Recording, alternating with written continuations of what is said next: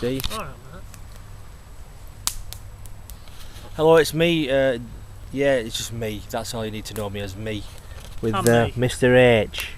Sorry, I've given away your identity then.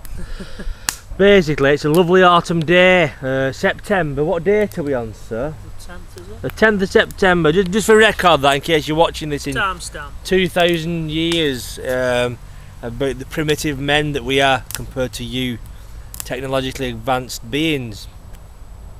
We might actually be on holographic images by then, so... The people might be holographic. But actually, some scientists reckon that the universe is a hologram and a computer game played by aliens. But that's another video. Entirely. Yeah. Basically, we'd like to talk about the media and Its power over everyone. propaganda of the media. And when you watch something on the news, how do you actually know that that is the real kind of way, the real course of events, you know? As I've found out, I've been on reality television shows and things like that. I know that all television programmes have a narrative decided by the agenda of the show, and the edit and television talk about the great god of editing. Editing can make someone look fantastic, or it can also make you look like the biggest twat or bastard going, you know what I mean? How do we actually know that what we are watching is the actual course of events rather than just a played out way that someone wants us to think?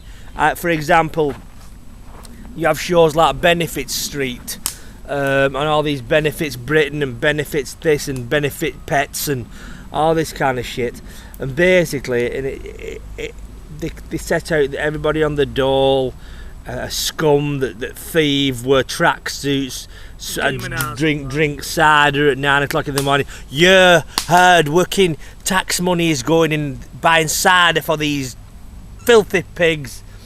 Yet the royal family, who have just awarded themselves £5 million pay rise in the times when most of us have not got a pot to piss in, are lovely, and the Queen's been on the throne 63 years and they're marvellous. You know, so you have this fucking division between two segments of society. The rest taking money from society, but one are evil and one, and you'll get some knobheads. But the Queen brings in so much revenue. What? Because somebody buys a fucking plate in Leicester Square. Yeah. Anyway, Mr. H, over to you. Well, I do have experience of this, where media has put a story out, and then I've thought to myself, as you know, I recently went away, I went to Germany, and we travelled via the Channel Tunnel, and there was all this hype about, you know, these people who will try and leg it down tunnel, and all this carry on for Get to Britain. And my father-in-law fell for this. He rang us up in a bit of a panic, saying you won't watch out when you get over there, you know, they're hijacking vehicles. And anyway, fast forward, we arrived at the French terminal, and as you go off the ramp to drive off, the first thing there is a petrol station for you to fill up. And we pulled up because we was having trouble with our sat-nav, and yes, there was some, you know, black people wandering about outside the fence and looking longingly towards British shores. But the gendarmerie, the French police, did have it under control. The version of the riot police had it under control. Fast forward 2 weeks, we're ready for coming back. We entered Calais area, Jimmy. There wasn't a soul. There wasn't any of these people. Well, it's scaremongering. The police had scaled it all down, and that was it. All these Benidorm tents had been removed. We come back home and we suddenly see headlines. They've been trying to get through the tunnel again. So you're like, what's truth? Leading into this, what happened to Ebola?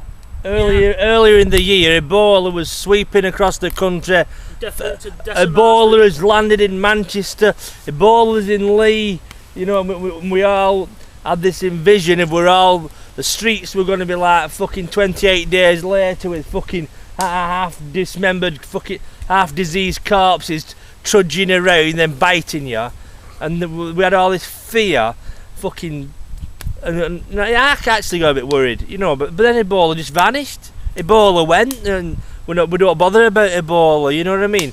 There's so much going on in this world that it's swept under the carpet, what you won't see when you're watching fucking Take Me Out with Paddy McGuinness on and Geordie fucking Shaw.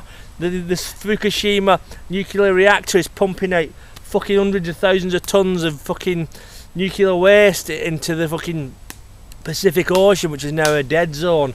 There's things going on all over this world, you know, that you won't see. Because if you just watch television, you know what I mean, you think everything's such a lovely place, but, you know, and even the news only gives you so much, and it's all tailored in a way to make you think a certain way, you know what I mean, to basically manipulate your perceptions, basically. And then it demonises people who do think outside the box. Yeah. And it gets people, the people as it's sort of programmed, it makes them turn on the other people. And you could be speaking truth and saying it, you know, black's white, but no, because television's told them, you know. I have a good idea for another video, so we're going to end that there, but in the final analysis of this video, don't believe the hype. Thank you very much.